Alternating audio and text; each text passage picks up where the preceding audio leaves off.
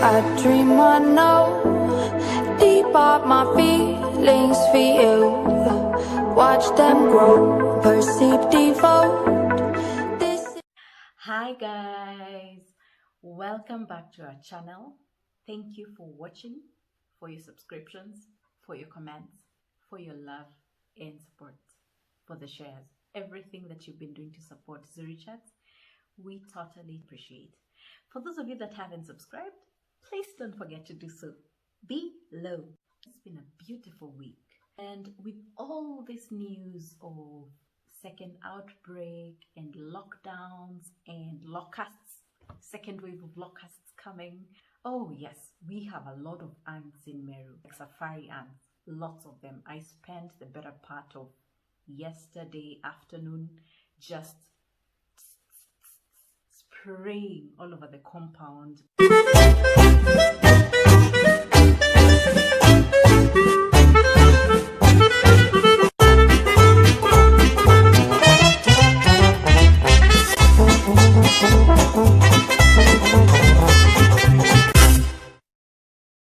And in the farm to just get rid of them. Anyways, sideshow. Let's get back on track.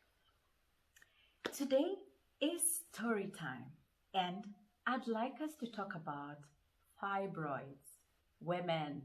I'm going to tell my story, and hopefully some of you are going to learn a thing or two from mine, or probably share in the same predicament that I was in. I am happy to report that as of now, I am fibroid free.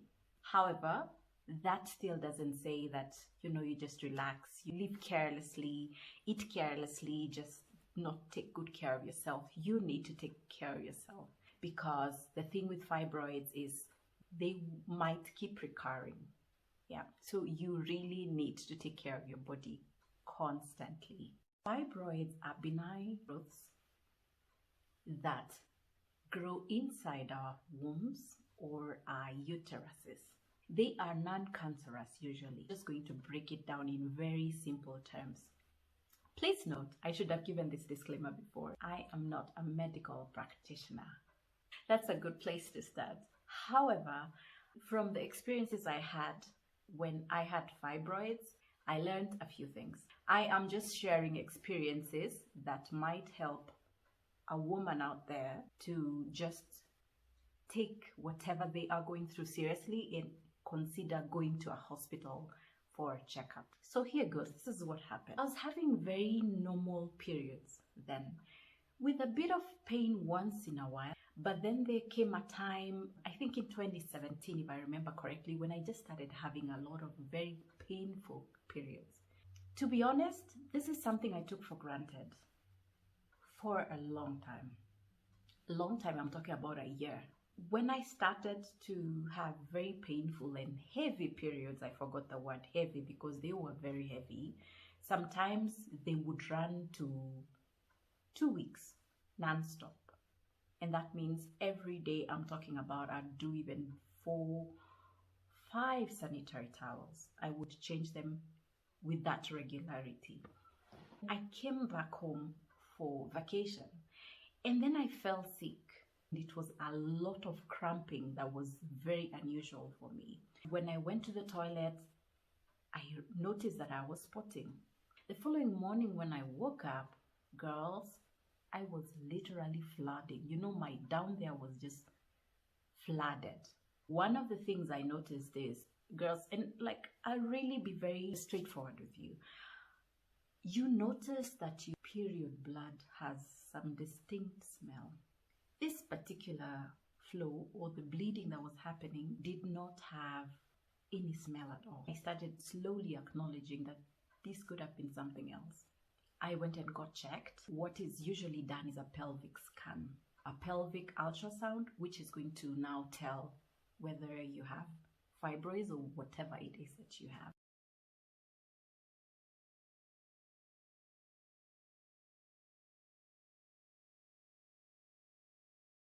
The gynecologist informed me that I had fibroids. However, there was no need to worry then because they were not big. 2, there was really no need for surgery. He would give medication, a progesterone shot. They say that fibroids are, or they appear because of the presence of estrogen or progesterone, lots of, high levels of that. You'd hear people say, it's because like she's 30 and she's not yet given birth. It's because, her uterus is just, it's not doing any work. So now this thing is growing to kind of mimic a pregnancy, but it's actually not pregnancy. Have you heard such stories? I don't know how true that is, and it would be interesting to find out from the medics whether, or from the gynecologist, whether this is something that actually holds water. I remember my gynecologist after surgery, what he told me is it possible for you to have kids? Is it possible for you to get pregnant? At least just have one child. That I should try, because he cannot assure me 100% that there's not going to be a recurrence of the fibroids. Fibroids are very common. They get really severe and they happen at a very early age. It occurs mostly 80% in women of African descent. This is me and this is you. This is why I thought this video is absolutely important to talk to you about, because you tend to go to hospital when it's a little too late for anything to be done. One of the symptoms is heavy bleeding. If you're not used to a very heavy menstrual period and suddenly you have very heavy period, then you really need to be cautious. That is one of the things I ignored. I used to have periods, a lot of the times they would have lots that I ignored. My periods usually take maximum 3 days. So I'll start the first day very light-ish, second day will be extremely heavy, and the last day, probably early morning till mid-something, will be just a little heavy. But then towards the afternoon, late afternoon, evening subsides. So by the 4th day, I totally have nothing. The normal periods would run anywhere from 4 to 7 days. So anything that exceeds that duration is something you should also question. The good thing is, if you are found to be asymptomatic, means you have the fibroids, but then they are not accompanied by any symptoms, then usually the doctor or the gynecologist will prescribe probably medication. They'll tell you that there's really no need to worry. They might not be big, or they might not be posing any danger to your body and stuff like that. I had serious abdominal pain. I never really got to know why until much later. I had fibroids in my uterus, and I had one fibroid, a big one, size of a mango, outside of my uterus. This fibroid typically was just pushing my abdominal wall. The entire pelvic area was extremely painful. When I'm standing, when I have to bend, when I just have to do heavy stuff, I would just feel the pressure. And especially around the time I would either be bleeding or I'd be on my periods. I did not take it with as much seriousness until much later. And this will largely depend on the position of the fibroid. So a lot of the times they will be pushing the walls of your uterus, or they'll be pressing or pushing the intestines.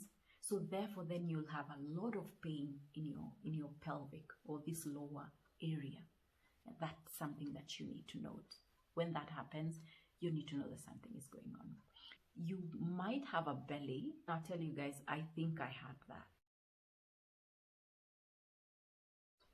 Because when I look at my pictures pre-surgery, I remember I would always be obsessing about the fact that I have a tummy that just can't seem to go away. Always.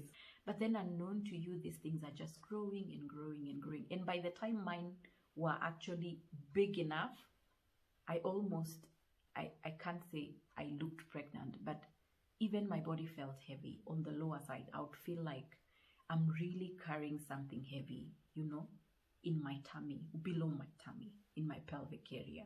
I would always feel that weight with me everywhere I went. I would feel heavier. I would feel more tired. The other symptom, of course, is fatigue. You really get fatigued because what these fibroids are doing is they are draining whatever you're eating. That again comes to nutrition. There are foods that really encourage the growth of fibroids, and there are those that actually encourage the shrinkage of it. One of which is things like beetroot, broccoli, very, very good. You need to also mind what you eat. Even if you have existing fibroids or you have a history of fibroids, then you don't have likelihood that they'll grow back really fast based on what you are feeding on.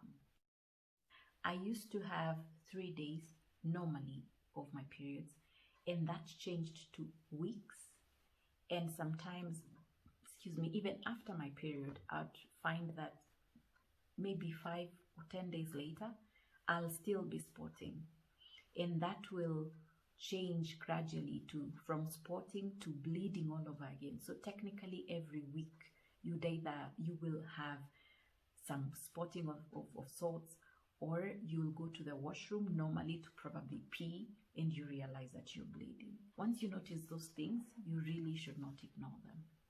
The other thing is constipation. Infertility with fibroids, you're not able to get pregnant, or even if you do get pregnant, you're not able to sustain that pregnancy. So you probably will experience miscarriages. You need to be alert at all times. If I was bleeding almost every other week for a couple of days, that means I was losing a lot of blood. So I really had to take a lot of the green leafy vegetables, fatty fish, at least to be able to replenish the blood that I was losing. Because of that, you're likely to become anemic. You cannot sustain your bladder for long. So every time you feel like you need to pee, if you don't pee, you actually end up peeing on yourself. Low libido, low sexual drive. I never experienced that, but it happens a lot. I had fibroids in my uterus, and I also had one big fibroid outside my uterus. They were posing a threat to my health. What was taken out in the end, I think I still have a picture of those, because you know what he did?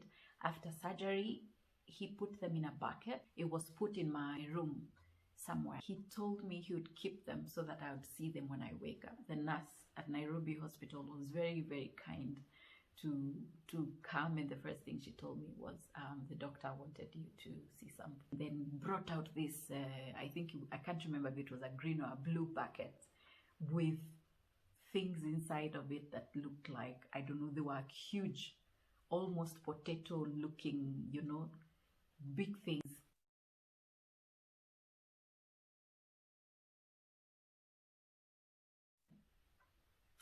So that was good, because it's a reality check. Hello,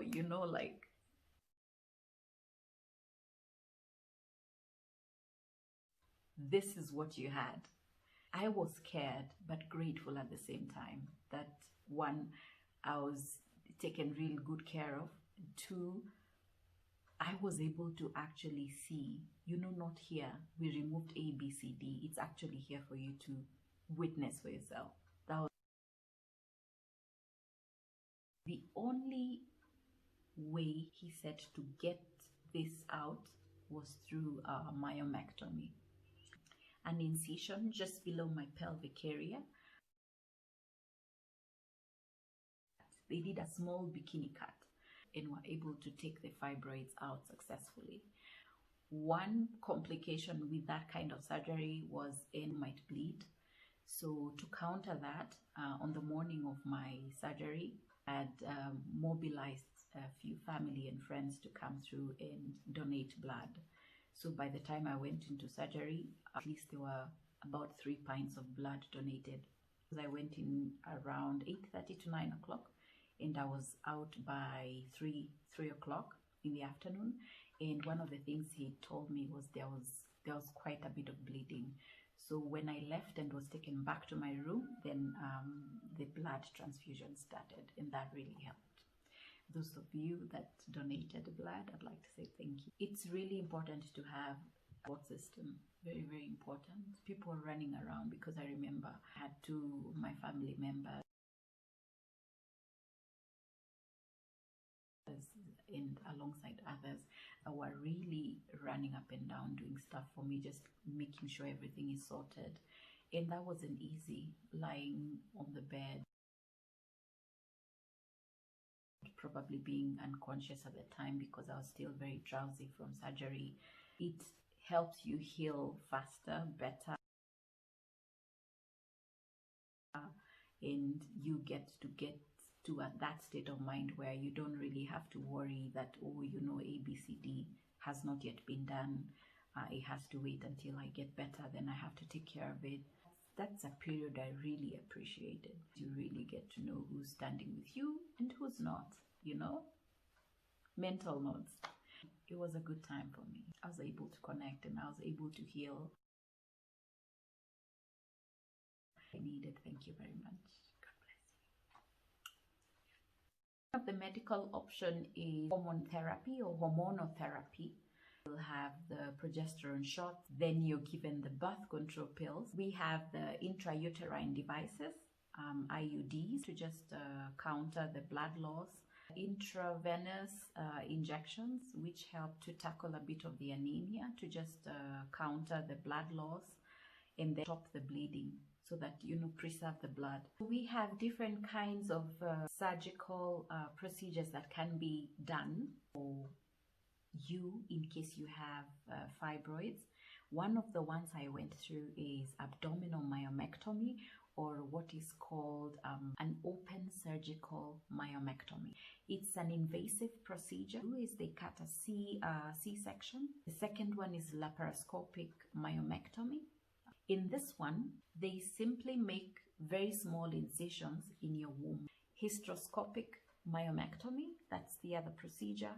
Hysterectomy is the removal of the womb based on whether, you know, you have to answer questions on whether you'd like to have kids in the future or not.